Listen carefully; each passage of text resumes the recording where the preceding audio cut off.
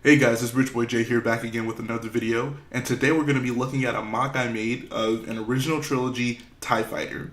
Now, as a sort of aside, this is more of a mod than a mock. I started off with the First Order TIE Fighter set from the Force Awakens wave, and then I basically just color swapped it to have the light gray accents on the wings with the black base, and then just the light gray cockpit and the attachments that go to the wings. And then I also made a few modifications along it to make it more accurate, because there are a few subtle aesthetic differences between the Special Forces First Order TIE Fighter and the just normal original trilogy TIE Fighter. So without further ado, let's look at this thing.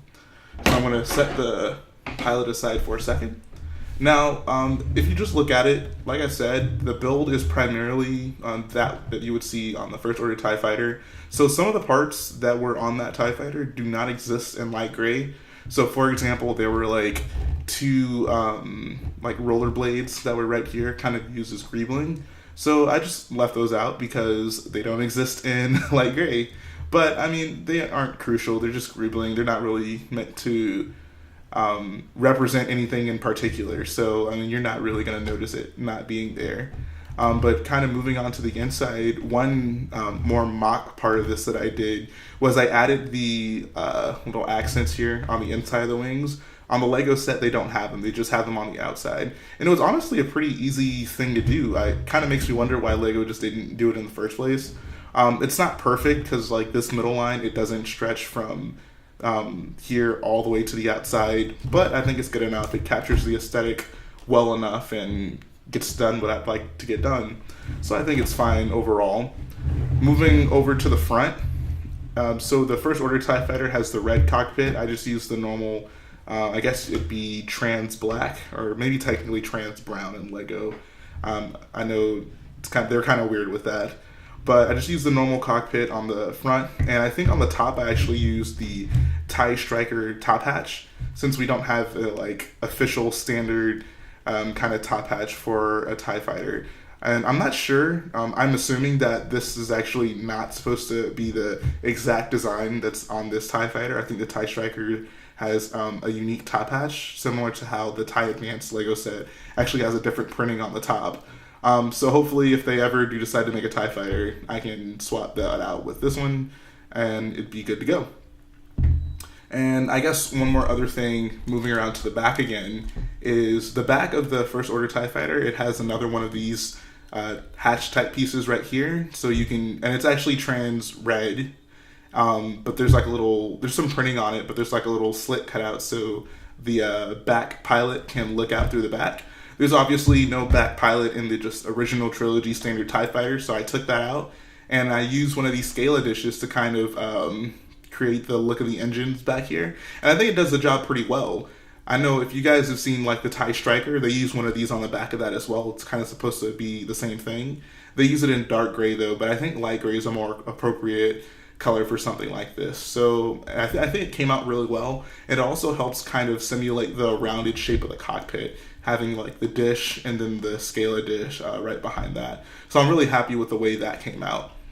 One thing that I changed, obviously you can see like the bag like I mentioned and the insides, but also on the attachments for the wings on the Lego set for the First Order TIE Fighter, there's like this, I don't really know how to explain it other than that there's kind of like a ring that goes around. So I took that off. That's not present on the normal TIE Fighter to make this more accurate to what it was supposed to represent. So now if we take a look at the inside of the cockpit area, it's pretty bare bones. Just kind of added some consoles on the sides and as kind of some controls. Obviously took out the back seat area where the back pilot would be and just added in one normal seat for a pilot to sit in. So if I take my pilot minifigure over here, and I think it's worth noting, this is the UCS version of the pilot with the arm printing. Let's see if I can get this to focus. Yeah, so that's the UCS version with the arm printing. This is kind of a cool special mock for me just because it's my first updated for normal original trilogy TIE Fighter. So I wanted to make sure I got one of these special, unique pilots to go inside of it. Yeah, so if you open that up, I'm trying to position this guy off camera.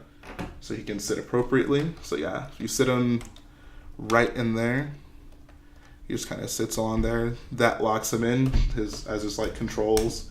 You can close the 2 hatches and you're good to go. So that's pretty much going to finish up this one, guys.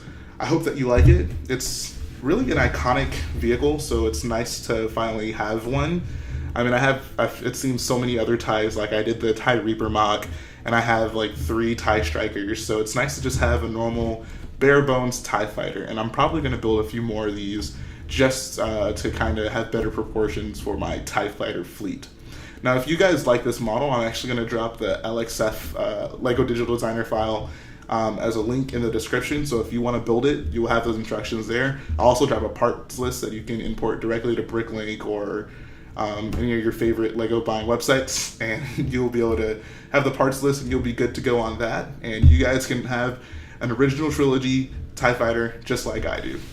So if you like what I do, guys, go ahead, make sure you hit the like button, make sure you hit the subscribe button to support the channel, and I want to be back with more MOCs. So thanks for watching, and I will see you again very soon.